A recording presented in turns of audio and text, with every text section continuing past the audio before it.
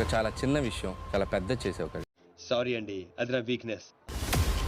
వేసింది ఒక బ్యాడ్ జోకే అనుకుందాం. నచ్చితే ఆశ్చర్యపోవాలి కానీ నచ్చకపోతే ఆశ్చర్యమే ఉంది. నువ్వు సరదాగా ఎంజాయ్ చేసావు ఫస్ట్. తెలిసిపోయిందా సార్? నేను ఫస్ట్ ఎంజాయ్ చేయలేదు. నేనేమన్నా బచ్చబాలగాని అనుకున్నావురా నువ్వు చెప్పినవన్నీ నమ్మనికి. ఆ కళ్ళతో నేను చూసా.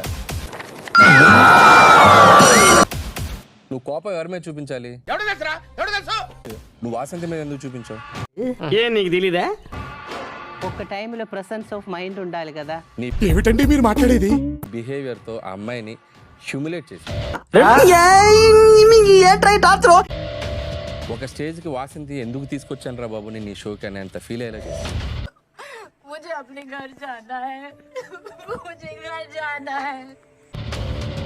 ఓ దెబ్బ కొట్టాలని ఇదిగో చూడు అలా దెబ్బేసే. ఇదేం ఎంకరేజ్మెంట్ అండి? ఇప్పుడు ప్రేమ వచ్చింది అనుకో ఇలా హక్ చేసుకో. దానికంటే ప్లగ్ లో వేలెట్టం బెటర్. బాండ్ క్రెడిట్స్ కోసమే ప్రేమ ఉన్నట్టు యాక్ట్ చేసింది ఎవరు? నాకేం తెలుసు? తను బాధపడేది కూడా ఏంటంటే తన మాట కూడా వినమని తనకి చెప్తుంది.